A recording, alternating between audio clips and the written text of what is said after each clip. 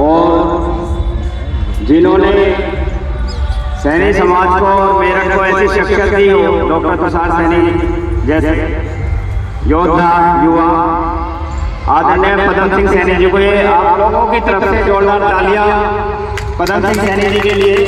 उनको मैं आप सभी की माला पहनाकर सम्मान देना चाहता हूँ। बैठे और आप सभी लोग अपना समय छोड़कर आज आए हैं अपने देश के लिए, अपने समाज के लिए। तो मैं आदरणीय जेपी सैनी जी से निवेदन करूंगा कि जो इधर पुष्प काफी रखे हुए हैं, आप सभी पे पुष्प वर्षा जरूर कर दें। इन्होंने कि आप सब इनके धन्यवाद आभार तो हम लोग क्या प्रकट नहीं करेंगे, लेकिन ये फूलों की वर्षा सभी पे एक बार कर दी जाए, क्योंकि जिनके स्मारक बना है उन्होंने जो शहीदों ने ये कहा है कि तुम हमारे आचरण को अगर 1% भी अपना लोगे तो आपके परिवार का, आपके समाज का, आपके देश का उद्धार ही हो जाएगा। क्योंकि उन्होंने जो कुर्बानियां हैं, उन्होंने ही देश को आजाद कराया। 1857 से लेके 1947 तक जो 90 साल में लाखों शहीद हुए, उनकी स्मृति में ये शहीद स्मारक मेरठ की क्रांति भूमि पर बना। हम सब लोगों का सौभाग्य है कि आज हम मेरठ की क्रांति भूमि धरती पर हैं और इसी क्रांति भूमि से आज देश में एक संदेश जाएगा आप लोगों की यूनिटी का। तो जोरदार तालियां अपने लिए और अपने समाज के लिए। मैं निवेदन करूंगा सिकंदराबाद जिला बुलंदशहर से जो इस कार्यक्रम की लीड है आदरणीय ओम प्रकाश सैनी जी पिलखनवली से, कृपया यहाँ आ जाए। मैं निवेदन करूंगा हापुड़ से जो हमारे इस पूरे कार्यक्रम को जो एक मॉडल विकसित करके दिया है, जिला हापुड़ से लखवा सैनी समाज की तरफ से भाई बड़े भाई हरिओम सैनी एडवोकेट, एक बार वो भी आ जाए। भाई साहब से बोल चुके हैं, वो जनप्रतिनिधि है, हम लोग जो संगठन के हैं वो ज्यादा महत्वपूर्ण। मथुरा से कौन आए? मथुरा से जो आए हैं एक बार खड़े हो जाए। मथुरा से जोरदार तालियों के साथ इनका हार्दिक अभिनंदन। एक बार सामने आ जाए कि कृष्ण की जन्मभूमि का है। और ये माना जाता है पुरानी व्यवस्था में कि कृष्ण जी की जो सेना थी वो जब महाभारत में लड़ाई हुई, और महाभारत आपका हस्तिनापुर नजदीक नहीं है, ये तो क्रांति भूमि नहीं, ये तो ऐतिहासिक भूमि में है हस्तिनापुर। और जब कुरुक्षेत्र में महाभारत का युद्ध हुआ तो आप समझिए वो लोग वहीं बस गए और कुरुक्षेत्र में अपने समाज की बहुत बड़ी ताकत है। वहीं से राजकुमार सैनी जी सांसद भी हुए। तो पवन सैनी जी दिल्ली से है, मैं जानता हूँ, सुप्रीम कोर्ट में मेरे पास आए हैं, इन्होंने मेरा इंटरव्यू भी लिया था और ये विवाह समिति चलाते हैं, उसके प्रमुख हैं। तो आप लोगों के बीच में देखिए दिल्ली है, आप लोगों के बीच में उत्तराखंड, आप लोगों के बीच में पश्चिम उत्तर प्रदेश के आप केंद्र में बैठे हैं। 19 जिलों में जो हमारी ताकत है, कोई भी जिला ऐसा नहीं है जिसमें हमारी 1 लाख की संख्या ना हो। उस स्थान पर आप लोग बैठे हैं, उस स्थान पर आप बैठे हैं जो वर्ल्ड की सबसे बड़ी कमिश्नरी था अंग्रेजी शासन में, जिसको आप लोगों ने उखाड़ फेंका।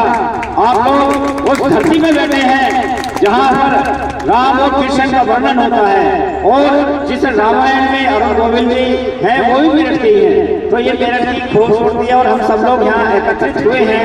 आप समझिए यहाँ से हमें एक संदेश देंगे। अभी हमारे पास में हापुड़ से भी आ गए, बुलंदशहर से भी आ गए जो हमारे संगठन मंत्री हैं, और मोदी नगर से आप समझिए कि ये हमारी चौथी तिरंगा यात्रा मेरठ से शुरू हुई थी। तिरंगा यात्रा उसमें डॉक्टर सुनीता सैनी जी ने अभिवादन किया गया, पैदल चलो, इतने जोश में थी उसमें। 2023 की बात है और समझिए कि बेगमपुर से शुरू करके वो जसरामपुर स्कूल तक 2-3 किलोमीटर होगा। एक ही इनकी बड़ी शानदार गाड़ी थी और ये पैदल चली और धूप में पैदल चली। तो ऐसी मात्र शक्तियां हमारे लोगों के साथ जुड़ी हुई है, ये सौभाग्य की बात है। तो 2023 के बाद जो पहली थी वो, उसके बाद में मोदी नगर विधानसभा में आप लोगों ने देखा। वैसे तो 26 जनवरी को आज ही के दिन पिछले साल 2025 में हापुड़ से और खुर्जा कर रही थी दूसरी तिरंगा यात्रा। तीसरी जो जिला गाजियाबाद में निकली फरीदनगर में, फरीदनगर में आप लोगों की बहुत बड़ी ताकत है, वहाँ मायावती सैनिक द्वार है। फरीदनगर से अगर कोई आया है तो मेरे पास मंच का है, और साथ में गाजियाबाद जिले से जो कि वो हम जिले वाइज यहाँ बुलाए हैं, तो कुलदीप सैनी जी मंच की तरफ आए और जोरदार तालियों के साथ उनका अभिनंदन। कुलदीप सैनी जी एक बार देखिए, जितने ये व्यक्ति ये शख्स सादगीपूर्ण लगते हैं, उम्र से केवल बालों से इतनी उम्र आप पहचान सकते हो, लेकिन अगर ये बाल कटवा लें तो कोई इन्हें 18 साल से ज्यादा का नहीं कह सकता। ऐसी ऊर्जा है। और मोदी नगर में देखिए, चाहे कोई विधायक हो, कोई सांसद हो, अगर आपने कह दिया कि कुलदीप सैनी ने भेजा है तो उसकी मजबूरी है काम करना। तहसील, थाना, नगर पालिका जो ये शक्ति के सोर्स हैं, अगर आपका जायज काम है तो किसी की ताकत नहीं है। अगर कुलदीप सैनी आपके साथ खड़ा हो जाए और जायज काम करने की उसकी हिम्मत लेट भी नहीं कर सकता वो, ऐसी ये शख्सियत है और पंजाब के रहने वाले। लेकिन मोदी नगर में उन्होंने डंका बजाया, आप समझिए पूरे गाजियाबाद जिले में कोई हो, आप समझिए, पूछ लीजिए कि कोई भी हो, इनके नाम से जितने भ्रष्ट अधिकारी हैं, भ्रष्ट नेता हैं, इनके नाम से ही काफी है। आप समझे, बहुत सारी कहानियां हैं, मैं इन्हीं पे ही समझो कि किताब लिखी जा सकती है, लेकिन आज मैं केवल परिचय करा रहा हूं। और यदि आपको जानना है इनके बारे में तो खोजें। इसी कड़ी में जो कि मेरठ में डॉक्टर तुषार यहाँ हैं, लेकिन मैं फिर भी जो देश के जवान हैं, जो कि जवान ही प्राणों की आहुति देकर हमें सुरक्षित रखते हैं, सीमाएं सुरक्षित रखते हैं, और शिवम सैनी मेजर साहब तो अभी हमारे समाज के रिसेंटली शहीद हुए हैं। तो अनिल फौजी आपके बीच में है, मैं भाई अनिल फौजी को बुलाना चाहूंगा मंच की ओर, और जोरदार तालियों के साथ उनका स्वागत अभिनंदन। भाई अनिल फौजी जी, मैंने अभी 2-3 दिन पहले इनसे बात हुई और उन्होंने कहा मैं पूरी ताकत के साथ इस कार्यक्रम में शरीक होऊंगा। और आप समझिए कि इस तिरंगा यात्रा में सभी लोगों ने बहुत सहयोग दिया है ना, और कुछ लोगों ने हमें सबक भी दिया। हमें खुर्जा में काम करने की आवश्यकता है, जहां हमें सबक मिलेगा हम वहां ज्यादा काम करेंगे। मेरठ ने हमें सबक दिया, तो आज देखो आप 4 जिले मेरठ के अंदर, तो जो हमें सबक देगा हम वहां थोड़ा ज्यादा मेहनत करेंगे। भाई कुलदीप सैनी जी एक बार आ जाए, कुलदीप जी आ जाए। देखिए कितने कर्मठ कार्यकर्ता हैं, सोशल मीडिया कहीं इन्हें अड़ाओ, समाज के लिए दिन रात एक करे रहते हैं। कहीं भी कोई घटना हो फोन करके तुरंत पूछेंगे कि भैया वहाँ ऐसी घटना हुई, चाहे गाड़ी हो या कहीं भी हो, कब्साड़ हो, ये इनके अंदर एक पीड़ा है। समाज के जितने भी अच्छे लोग हैं, कुटिल को छोड़ दो, थोड़े से हर जगह होते हैं, 5 उंगलियां बराबर नहीं होती, और समाज सभी से चलता है। अभी जतिन भाई कह रहे थे कि हम गांधी को भी मानते हैं, और जरूरत पड़ी तो हम भगत सिंह, उधम सिंह को भी मानते हैं। भगत सिंह का तो अधूरा काम अपने ही समाज में आपके आप समझते हैं। उधम सिंह जिसने अंग्रेजी शासन में वहीं पर जाकर के उसको जनरल डायर को जो जलियांवाला बाग का अधूरा काम भगत सिंह का रह गया था, वो वहीं पर जाकर के उसको माना। ये उधम सिंह आपके समाज के हैं। गुलाब सिंह सैनी जी का भी नाम नरेश जी ले रहे थे, 1857 में शहीद हुए। तो आप लोग समझिए 2000 साल पहले का इतिहास पढ़ते हैं, सम्राट अशोक का शासन किसका था, हाथ खड़ा करके बताएं। लोगों को पता होना चाहिए, आपके घरों में तस्वीर होनी चाहिए सम्राट अशोक चंद्रगुप्त मौर्य का। महात्मा फूले जिनको डॉक्टर अम्बेडकर अपना गुरु मानते थे, तो उनके पद चिन्हों पर चलकर के डॉक्टर अम्बेडकर कितने महान व्यक्ति बने, पूरी दुनिया में उनको माना जाता है। आपके महापुरुष हैं महात्मा फूले, माँ सावित्रीबाई फूले, जिन्होंने सभी के लिए स्कूल खोला। महिला आधी आबादी आप समझिए 150 करोड़ है, तो 75 करोड़ की आबादी के द्वार खोल दिए उन्होंने, और समाज सुधार के काम किए। जिन महिलाओं को सम्मान की नजरों से नहीं देखा जाता था, उनके संतानों को सम्मान की नजरों से नहीं देखा जाता था, उन्होंने इतने बड़े काम किए कि आज उनको कौन सी हुकूमत नहीं मानती। केवल आपकी ताकतों के आपका समाज जागरूक हो रहा है, और जो समाज शिक्षा और राजनीति के निकट रहेगा उसको कोई आगे बढ़ने से नहीं रोक सकता।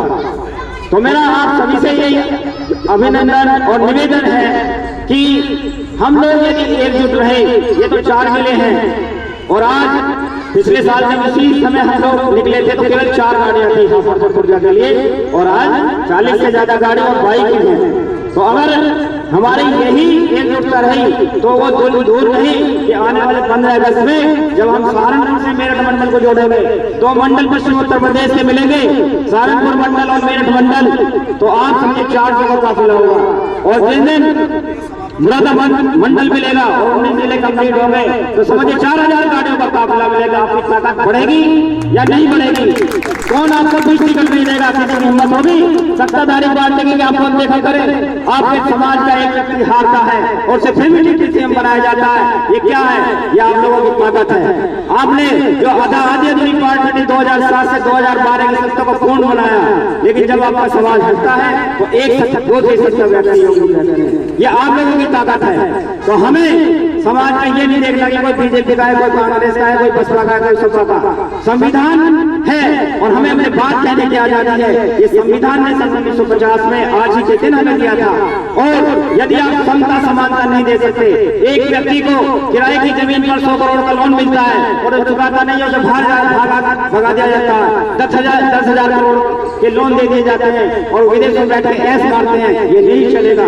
जितनी सरकारी भूमि पड़ी है उनको व्यापार करने का अनुभव है, हमारे आदमी को खेती करने का अनुभव है। तो हमारे यहाँ चरण सिंह सैनी जी कहीं बैठे हो हापुड़ के, बताओ 250 बीघे जमीन है जो बोते हैं वो, और 20,000 रुपए के हिसाब से 50 लाख रुपए उसका किराया देते हैं। तो क्यों नहीं मिलनी चाहिए 1 रुपया के हिसाब से? एक ही गली जो सरकारी जमीनें खाली पड़ी है उनका सदुपयोग होगा और देश तरक्की करेगा।